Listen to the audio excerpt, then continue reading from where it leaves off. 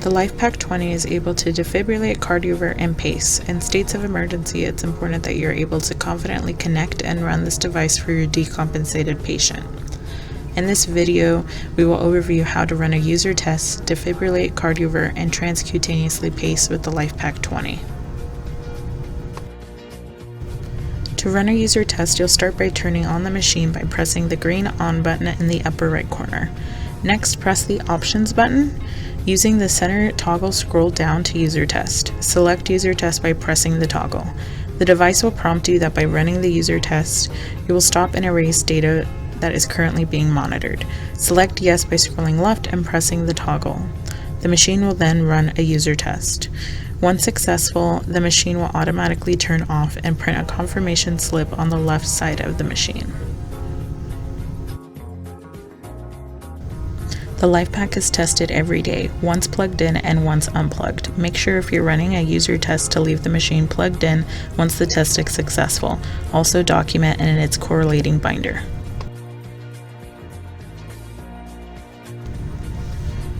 There are two cords that will connect your patient to the LifePak. These are the EKG leads and the pads. The two cords connect in the front of the machine. When connecting your patient, make sure that these are secure. The LifePak uses 3 leads to connect to your patient. The leads are labeled where they should be placed. If you're in a code situation and you need extra electrodes, they should be on the outside of the crash cart. Also on the outside of the crash cart are your pads. Once you open the pads, they have diagrams to show you where to place them correctly on your patient.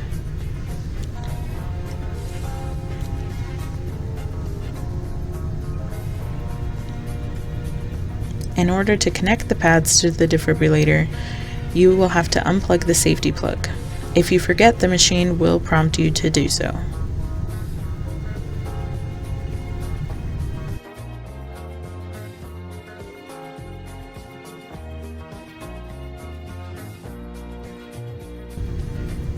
Now, if there is a case where you don't have the pads, you can use the paddles, but you have to connect the cord where the pads are currently plugged in. In a code situation, we rely on the supplies I've talked about. So please don't remove any of these items, especially the pads, from the crash cart unless you're using the crash cart for your patient.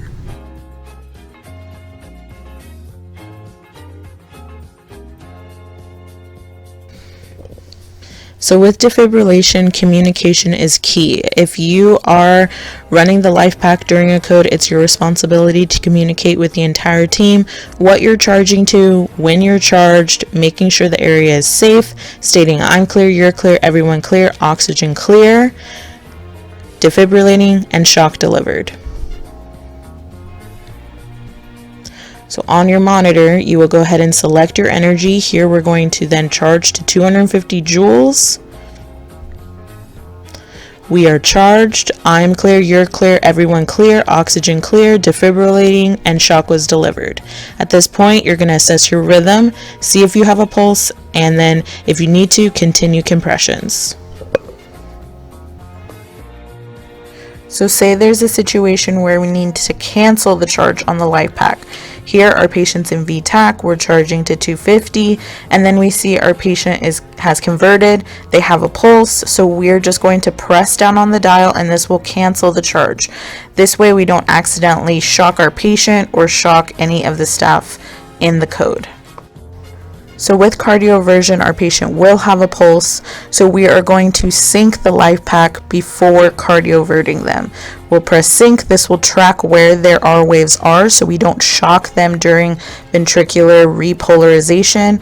We will choose the energy, go ahead and charge, do your safety measures, I'm clear, you're clear, everyone clear, shocking, shock delivered, assess your rhythm, make sure your patient has a pulse, check their blood pressure, and hopefully they have converted nicely for you. Another function of the LifePak is that we can transcutaneously pace our patient with the pads that we have on them. So here our patient is bradycardic. We will activate the pacer mode of the machine, we can choose our rate. So here we're going to say a rate of 80, and we're going to increase our current until we see pacer spikes, and then we see capture. So you should see a QRS complex following each of the pacer spikes. So you will go up until you see pacer spike QRS, pacer spike QRS, and then go up another 10 milliamps. At this point, you wanted to make sure that you're checking your patient's blood pressure, you're checking that they have a pulse, and you're going to go ahead and prep them for cath lab to get a transvenous pacer. Now, if you want to see the underlying rhythm, you can pause the pacing, and this will turn off that pacer mode, and once you let the pause button go, it will continue to pace. So this is so you can see the underlying rhythm.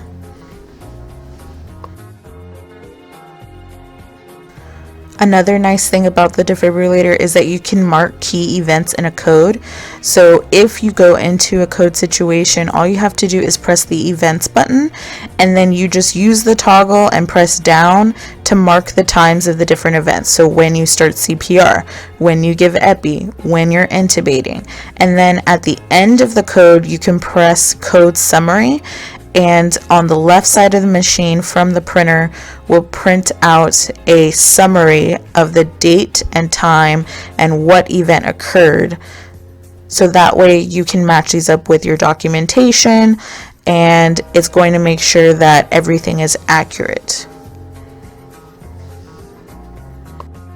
So that brings us to the end of this education video. I hope that this helped answer some of your questions and built your confidence on your knowledge of the LifePak, so that the next time you use this machine, you know a little bit more of how to use it.